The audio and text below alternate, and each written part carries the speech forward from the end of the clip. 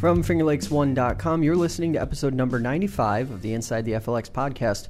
I'm Josh Durso, and Peter Mantius is here in studio again. He was here last month. He's back, though, to get us up to speed on some pressing environmental issues. You have been doing some spectacular reporting since the last time you were here on a couple of, probably the highest profile environmental issues in the Finger Lakes. Thanks, Josh. It's great to be back again. Does it ever get tiring for you? Because you're very focused, laser focused on a couple pinpoint issues, but you do a really great job of getting in there. Well, I'm retired, so I get to do this in my pajamas if I want, and no, it's a lot of fun, and it's I think it's something that's really needed in the Finger Lakes because there are a lot of there are a lot of issues that have really slipped by the public for a long time, for too long.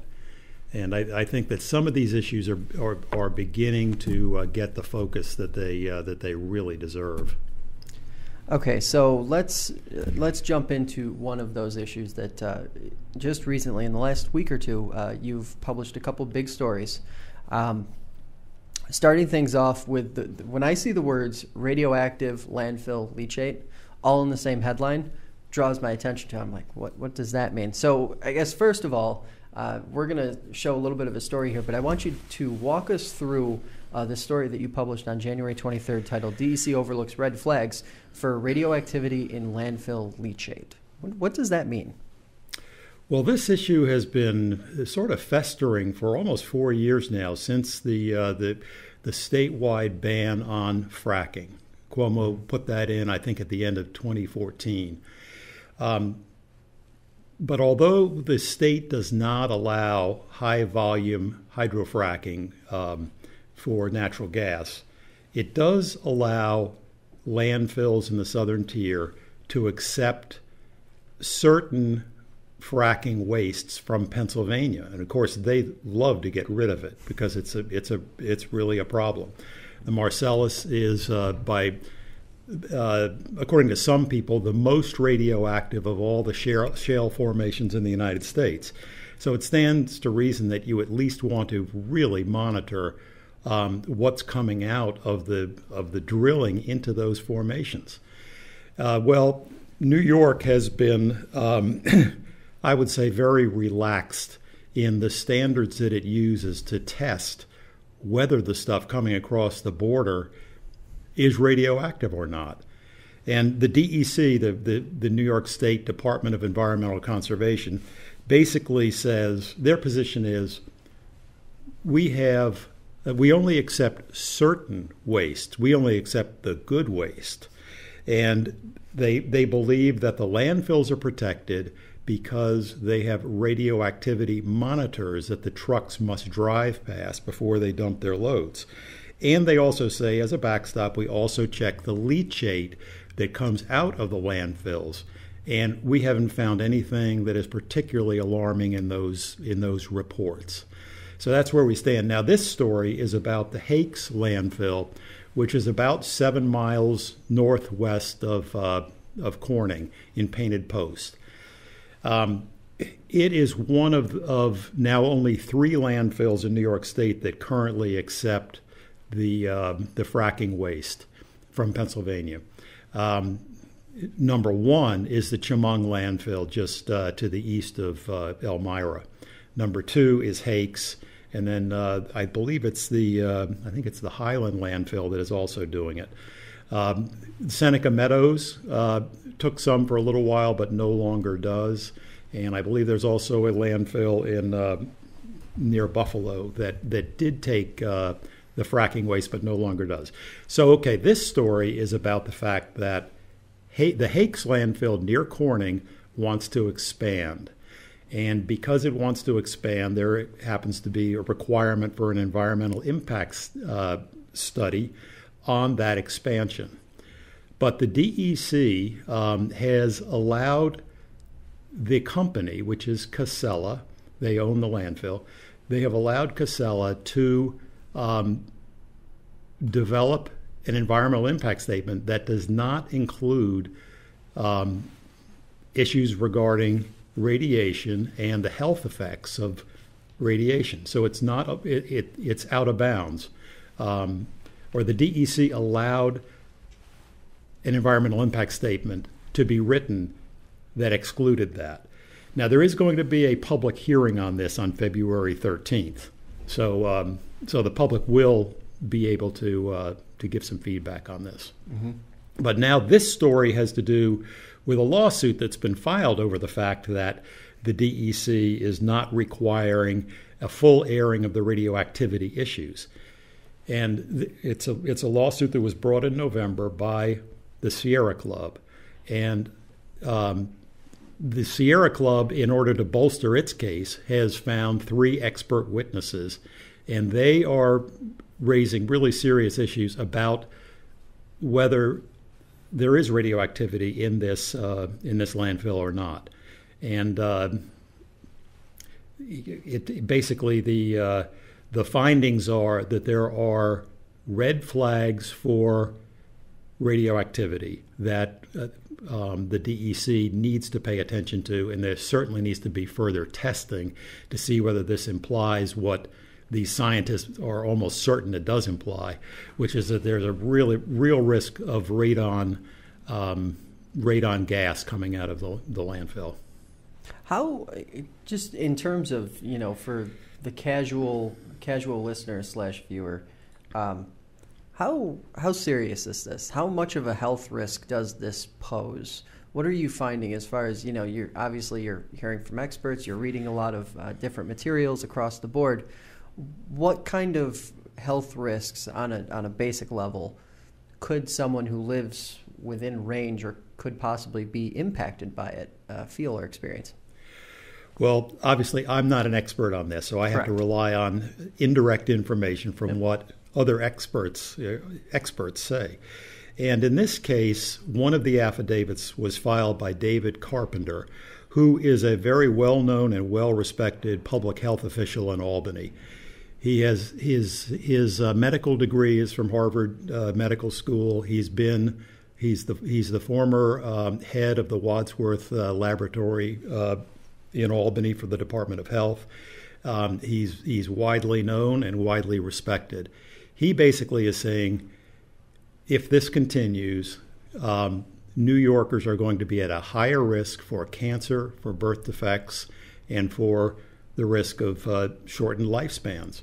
He's saying the primary risk is radon gas, which emits alpha particles that, when they get in your bloodstream or your lungs, cause havoc. Mm-hmm. They cause cancer, and they really need to be mitigated. You do not want to allow this to get out of control. He's saying the evidence is showing this is really dangerous. Okay, so obviously the number of landfills in the state as a whole shrinking historically. Does that mean there's every day a greater risk of these types of materials winding up in a landfill near you? Well, I wouldn't say a landfill near you because there are only 3 of them, and really there are basically 2 that are taking the lion's share of it. 3/4 of the Pennsylvania fracking waste is coming to 2 landfills: the Chemung landfill, which is clearly number 1, and the Hakes landfill. Hakes is owned and operated by Casella, which is a Vermont-based company, but a big waste company, very well established. The Chemung landfill is owned by, it's Chemung County, but it is operated by Casella, and Casella pays quite substantial fees to the county. So there's big money behind this. Over a number of years, the county stands to earn tens of millions of dollars from Casella for operating the landfill there, and in Chemung, the Chemung landfill, they actually are not taking as much of the local refuse as they were in order to leave space for the probably radioactive material coming from Pennsylvania. Mm-hmm. So it's a big political issue, and another aspect of this is that both of these landfills are in the Senate district of Tom O'Mara, who is the chairman of the Senate Committee on the Environment, which oversees the DEC. So that's another dimension to it. Now, what kind of reaction, I guess, from those who defend these facilities? Because I know there's a lot of people out there who say these are the best facilities to send this material to. Where else are you going to bring it? That sort of argument. What is, if you've heard any of that type of reaction, what has that been like, or what has the argument been in favor of these facilities getting this material? Because obviously someone must be saying, well, the DEC is making the argument that that they are only taking certain drilling waste. They're only taking the rock cuttings. They're not taking the flowback water, which they acknowledge could be a problem. Mm-hmm. They're not taking. Their position is that is not being allowed in the landfills. That they're taking rocks and maybe a little bit of stuff that has the mud and things like that. But there are real limits on what is allowed to be taken in. They're saying those limits really control for the amount of radioactivity that's coming into the landfills. And then they say it's backstopped by the monitors there when the trucks drive in and by the fact that they're checking the leachate. That's their position. They think that's good enough. Now, obviously, you mentioned the political side of this. Any indication that the state is taking notice of this particular issue, and not only that, but taking it seriously? Well, I used the word festering a while back because for 4 years there have been people who've been trying to ban the import of these fracking waste from Pennsylvania. And it's been close. It's very, very divided along partisan lines. Several years ago, there was a bill that came up, and it lost by one vote in committee. It was all Republicans who wanted to maintain the imports, and it was all Democrats who wanted to block them. So it was one vote, and Senator O'Mara was the swing vote along with the other Republicans. I guess each one was a swing vote in that sense. But that's where it's really decided. The Republicans in the Senate are the ones that are maintaining this policy of importing this material from Pennsylvania, whether it's benign or whether it's dangerous. They're the ones that are maintaining the policy of importing it. Okay, so we're right about the halfway mark here in our half-hour discussion about these environmental topics. Let's jump ship over to the circular energy proposal, which Sure. Obviously, wow, have things been moving quickly. Now we know over the last 30 days or so we've learned that it's going to the state, but you actually had a little bit of a really interesting investigative piece that ran yesterday. January 25th, that really took a different look at this. Walk us through that story and how you got to that point where it was published. Sure. Well, this story really is based on interviews that I did with people who were directly involved, and with a Freedom of Information Act. The results of that, the internal emails from the town of Romulus. And one thing that I discovered is that the attorney for the landfill, not the landfill, excuse me, for the company that wants to develop the incinerator is a man named Alan Knopf. He's a respected environmental attorney from Rochester. He has been working, or this past year, he has worked very, very hard, kind of behind the scenes, to get the project designated as a renewable energy producer. And the story documents the steps that he took behind the scenes to get that designation. The thrust of my story is that while he may have been successful in getting that done, that's still debatable, whether he was actually successful. But whether he was or not, I think he had to pay a high price in alienating a lot of the public officials who may be important down the road in whether this incinerator is approved or not. Now, obviously, a particular letter raised quite a bit of controversy, signed by a public official who may not have truly been authorized to sign such a document, or may not have actually authored the document, or really complicated and sort of convoluted stuff. The type of thing that makes people say, this is what's happening in our government. Talk to us a little bit about that part of the story in particular. Well, the attorney for the incinerator really wanted to get this renewable energy designation because he believed it would make it easier to win local permits. It would help get around, in a sense, some very, very strict zoning rules in Romulus that on their face would apparently prohibit this kind of use. However, his position is if he got a renewable energy designation, that the incinerator would be allowed if it could obtain a special use permit. So it was a very high priority for Alan Knopf to obtain this label of renewable energy. So what he did was he went to the town attorney, Patrick Morrell, and said, here is the interpretation we would like you to adopt as a town. And of course he wrote it.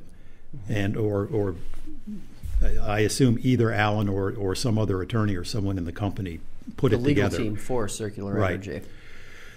Well, Morrell, who was the attorney for the town, passed it on to Alan Schrader, who is the zoning official who actually signed the document. But Schrader didn't write one word of the letter that he signed. That letter was entirely word for word written by Alan Knopf. So some people are concerned about, well, should the town just be passively accepting the wording of the applicant, of the company that's trying to come in? Shouldn't there be some kind of filter? But anyway, it goes on because later on the company decided, well, we drafted that letter, but we didn't say everything we wanted to say. So let's get the zoning official to write another letter, and we'll get him to sign that also. And that appeal went through not only Morrell, the attorney for the town, but also Dave Kaiser, who's the supervisor, and other people received email copies, including Tom Bouchard, who's the chairman of the planning board. Now, whether someone like Bouchard was aware of this, that depends. I mean, he'd have to read all his emails, and I know I don't read all my emails every day. I mean, so you don't know for sure whether people were in the loop or not in the loop. But the email records that I saw showed that he did receive a CC on the second letter. And you published all those documents also, so anybody who is interested in seeing exactly what you saw can go right over to your blog, and there's a link directly out that shows the whole lot. It shows everything that has been revealed so far in response to the Freedom of Information request, which was put in by a Romulus resident, Marianne Kowalski. She's the one who initiated the Freedom of Information request. That didn't come from me, but I have, I was able to obtain it and write about it. So I have to ask, how unusual in your experience? Obviously, you've had you have a lot of experience in the news business. How unusual is it to sort of see a lawyer or some other legal representation crafting a document and then asking either a single official or multiple officials to sign on to it without sort of like an alternate view? Well, I will say this for Alan Knopf. I mean, it's his job to advocate aggressively for his client, and I mean, so I don't totally fault him. I might question his strategy whether that was the wise way to go about it, but he probably knows more than I do about why that renewable designation is important. So He's an aggressive attorney. Mm-hmm. It's really in the responsibility of the town officials to figure out how far do they want to let him dictate the terms. And I think that I would characterize the town attorneys as fairly passive in this whole process this last year. Now, by the way, now we're moving on to a totally different phase as to whether this incinerator gets approved or not. It's going to be in the hands of a siting board that decides where electric power or where power plants are sited. Whole new cast of characters. This story, I think, serves as sort of an audit of what happened in the first year of this initiative to build the largest trash incinerator in the state in Romulus. And it shows the initiative that was taken by the company, the tactics of the company. It reveals a lot, and it also reveals a lot about the town. Now, I didn't see anything that the town did that was criminal or unethical or anything. It's just a question of how do you respond to a company that wants to come in and build a gigantic project. They're learning, so I would cut them a little bit of slack also. And how much of this also is just straight up? The town of Romulus obviously does not have the resources that a large corporation could, in theory, have, and legal team and things like that. How much of a factor is that when you're looking at a situation like this? Well, I think that they're trying. I mean, they're trying to go slowly and be deliberate and make the right choices. They don't want to cut the company off and say, absolutely, we're not even going to listen to you. They want to hear the proposal, and they want to gather information, and then they want to make a reasoned judgment. That's my take on what they're trying to do. So I think overall they've done a pretty good job. I think that they put Adam Schrader in a very difficult position, and I think that Schrader sort of got dragged through the mud a bit because he happened to sell a home that was right near the site of the incinerator, right as all this backroom stuff was going down. But when you really look at the documents, what he did was he sold a house near the incinerator site, and he bought a much more expensive house down in Alpine, 35 miles to the south. So if you look at it quickly, you might say, "Oh, he got a payoff, and he went and bought a bigger house." But the facts just do not support that. I mean, because he was dealing, he put an offer in on that more expensive house back in 2016, which was before Circular Energy was even formed. So I think that there is no connection between the housing transactions and the zoning and the renewable energy. None that I can see anyway. So I guess now as you look at this new beast, which is the state process, the Article 10 process, what do you sort of see this siting board taking on? A lot of people have already sort of jumped to the conclusion that either the decision has already been made, or that it's just going to take so long, we're talking about years and years, that this could be another situation similar to the Crestwood one, in that it's a years-long battle that won't be resolved anytime in the near future, as it seemed if it stayed local it could have been. I'm not very familiar with the Article 10 process, so I really need to do a lot of reporting on that I just haven't done yet. But I do think there's a good chance it could take a long, long time. I doubt that this is going to be resolved in a year, and I do think that it could also wind up in the courts eventually. Now, outside of that, we've got a couple extra minutes here, and I just want to ask you, what are the... Obviously, these two issues are huge, and they're all-encompassing, but what are some of the other environmental issues that have been on your radar, but you just haven't had time to sort of dig into yet? Well, I will say this, that the Crestwood LPG storage issue, the Crestwood is the company from Texas that wants to store the liquid petroleum gas in the salt caverns next to Seneca Lake near Watkins Glen. Mm-hmm. That decision, that application has been pending for 6 or 7 years now, and there's really Is 2018 the year? Yeah, well, it really looks like it has to be. There's really nothing. There's really nothing left to happen except for the state to make the decision on whether to grant that permit or not, and we'll see. I mean, that will be very telling about what the governor's philosophy is for how the Finger Lakes should be protected or not protected. Okay, so I have to ask. Obviously, it's election year for the governor. Yesterday, I had Assemblyman Brian Kolb in studio, and I'm personally curious as to whether the governor would even be interested in the state making a decision on any of these really polarizing topics before November 6th or 7th, whatever the date is this year. What's your feeling on that side of it? Well, I think he should make a decision. But I hear what you're saying also, that it may not be the right time for him to, anger either the company and all the people that are involved behind them, or the wine and tourism industry in the Finger Lakes. I mean, you're going to have to get somebody mad at you. So he may just kick the can down the road. That is possible.